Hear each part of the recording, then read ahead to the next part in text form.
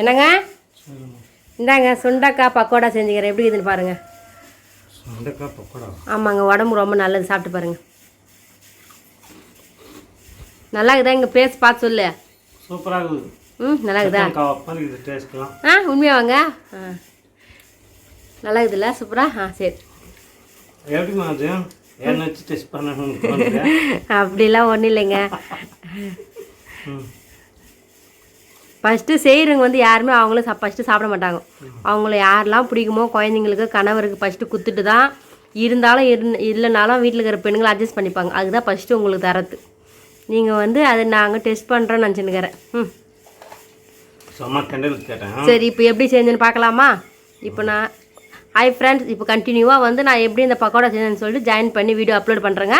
எங்கள் சேனலை மறக்காமல் பார்த்து லைக் பண்ணுங்கள், ஷேர் பண்ணுங்கள், சப்ஸ்கிரைப் பண்ணுங்கள், கமெண்ட் பண்ணுங்கள். பாய்ங்க. சுண்டக்காய் பக்கோடா செம்மையாக இருந்ததுங்க.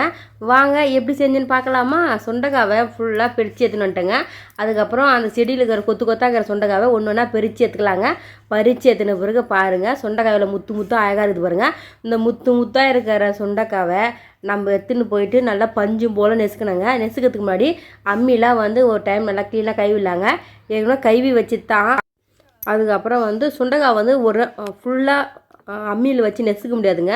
ஏன்னா அந்த விதை அந்த சுண்டக்காய் கீழே கொட்டிக்கினே போகுங்க. கொஞ்சம் கொஞ்சமாக ஒரு கை அளவு எடுத்து வச்சு நெசுக்கி கொஞ்சம் தள்ளி ஓரமாக தள்ளி வச்சுக்கோங்க. அதே மாதிரி தாங்க நம்மளால் முடிஞ்சது ஒரு கை சுண்டக்காவாக நெசுக்கி மொத்த சுண்டக்காவும் நெசுக்கி எடுத்துட்டேங்க. ஏன் சுண்டக்காவை நெசுக்கிறோன்னா சுண்டக்காவில் விதை அதிகமாக இருக்குங்க. அளவுக்கு மீறி விதை அது நம்ம வயிற்று உள்ள போச்சுன்னா நமக்கு கொஞ்சம் வயிற்று வலிக்கிற மாதிரி இருக்கலாம். அதனால் முன்னோர்கள் எங்கள் அம்மாலாம் எப்போயும் நெசுக்கி தாங்க சுண்டக்காய் காரம் வைப்பாங்க. அதேமாரி நான் சுண்டக்காய் பொரியல் பண்ணுறதுக்கு எதுவுமே இதேமாதிரி தான் நெசுக்கி வைப்பேன். நெசுக்கிட்டு பிறகு பாருங்கள், மொத்த சுண்டக்காவும் எடுத்து ஒரு பாத்திரத்தில் மாற்றிக்கலாங்க. நெசுக்கின பிறகு பாருங்கள், சுண்டக்காயெலாம் விதை எவ்வளோ விதைக்குது பாருங்கள். அந்த விதைலாம் சுண்டக்காய் செடி நிறைய முளைங்க. அதுக்கப்புறம் உடனே அம்மியே நல்லா வாஷ் பண்ணி வச்சுருங்க. இல்லைன்னா அந்த விதை நல்லா காஞ்சிருங்க. அடுத்தது பூண்டுலாம் நம்ம சொல்ல கஷ்டமாக இருக்குங்க. க்ளீன் பண்ணி வாஷ் பண்ணி வச்சுட்டேன்னா அதுக்கப்புறம் பாருங்கள், தண்ணியில் போய் ஊற்றிட்டு தண்ணியில் ஒரு வாட்டி அலசிக்கலாம் வாங்க. அலசி பிறகு பாருங்கள், அந்த தண்ணி எவ்வளோ கருப்பாக இருக்குது பாருங்கள். அந்தமாரி கருப்பாக அந்த அளவுக்கு நல்லதுங்க இந்த சுண்டக்காய். நம்ம உடம்புல இருக்கிற ரத்தத்தெல்லாம் க்ளீன் பண்ணுமாங்க. அவ்வளோ நல்லா வாய்ந்த சுண்டக்காவை வாரத்துக்கு ஒரு டைம், மாதத்துக்கு 2 டைம் சாப்பிடுங்க. அது பிறகு தண்ணி எவ்வளோ கருப்பாக ஆகிடுச்சு பாருங்கள். அந்த தண்ணிலாம் கீழே ஊற்றிட்டு வாங்க இப்போ மாவு பேஞ்சு வைக்கலாம். சுண்டக்காவை நல்லா அலசி எடுத்துட்டோமா ஒரு பாத்திரத்தில் கொட்டிக்கோங்க. கடல மாவு வாங்கி வச்சுருக்கேன்.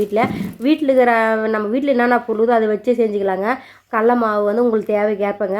அதுக்கப்புறம் சோள மாவுங்க, கார்ன்ஃப்ளவர் மாவுங்க, அதுக்கப்புறம் சால்ட்டுங்க, அதுக்கப்புறம் சோட்டா மாவு தேவைக்கேற்ப லைட்டாங்க. அதுக்கப்புறம் இஞ்சி பேஸ்ட்டு நானே வீட்டில் எப்பவுமே அரைச்சி வச்சுப்பேங்க. வெளியில் வாங்கவே மாட்டேன். எப்போ டைம் கூட அப்போலாம் அரைச்சி வச்சுப்பேங்க. அதுக்கப்புறம் மட்டன் மசாலா, சிக்கன் மசாலா இருந்தால் போடுங்க, கரம் மசாலா இருந்தால் போடுங்க, மட்டன் மசாலா எல்லாம் போட்டுட்டு பிறகு அதுக்கப்புறமேட்டுக்கு நம்ம வீட்டில் லைட்டாக தண்ணி ஊற்றி மாவு பேசினுங்க. நான் ஒரு கையில் ஃபோன் பிடிச்சிக்கின்னு ஒரு கையில் மாவு பேசினதுனால கொஞ்சம் வாட்டை பண்ணலைங்க. அப்போ ஃபோன் கீழே வச்சுட்டு தாங்க நான் வீடியோ எடுக்கிறேன். கொஞ்சம் கொஞ்சமாக தண்ணி ஊற்றிட்டு நல்லா கெட்டி பதமாக மாவு பேஞ்சு வச்சுருங்க. நாங்கள் சாப்பிட்டு பார்த்தேங்க. உண்மையிலேயே பக்கோடா செம்ம டேஸ்ட்டாக இருந்ததுங்க. கொஞ்சம் கசப்பு தன்மை கொஞ்சம் இருந்ததுங்க. ஏன்னா சுண்டக்காய் கசப்பு தன்மை தான். பாவக்காய் மாரி உடம்பு நல்லதுங்க. அதுக்கப்புறம் தட்டு போட்டு நல்லா பேஞ்சி மூடி வச்சுருங்க. ஒரு அரை மணி நேரம் ஓட்டேங்க. அதுக்கப்புறம் அடுப்பத்தை வச்சு எண்ணெய் காய்ஞ்சிட்ட பிறகு சுண்டக்காவை நல்லா ஊற்றிட்டே ஆக்கி போடுங்க. இன்னும் மாவு போட்டால் கெட்டியாக இருக்குங்க. நான் மாவு கம்மியாக போட்டேன். ஏன்னா போண்டா மாரி ஆகிடும், துண்ண முடியாது சொல்லிட்டு, சாப்பிட முடியாது சொல்லிட்டு சின்னதாக அப்படியே உதிரி ஆகிறதுக்கு மாவு திட்டமாக தான் போட்டு பேஞ்சி வச்சுங்க. எங்கள் வீடியோ எடுத்து கொத்தனா சூப்பராக இருக்குதுன்னாருங்க சுண்டக்காய்.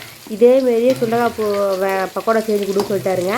ஏன்னா அடிக்கடி சுண்டக்காய் வேஸ்ட் ஆகிடும், செடியிலே நாங்கள் விட்டுடுவோம். அதுக்கப்புறம் நல்லா 2 பறக்க திருப்பி போட்டு பொரிஞ்ச பிறகு ஒரு தட்டில் மாற்றி அதுக்கப்புறம் மேலே கருவேப்பிலை இருந்தால் போடுங்க. கொத்தமல்லி மேலே தூவிட்டு கருவேப்பிலை வறுத்து போடுங்க. தூவிட்டு சாப்பிட்டா செம்ம டேஸ்ட்டாக இருங்க. எங்கள் வீடியோ பிடிச்சிருந்தா லைக் பண்ணுங்கள், ஷேர் பண்ணுங்கள், சப்ஸ்கிரைப் பண்ணுங்கள். என்னங்க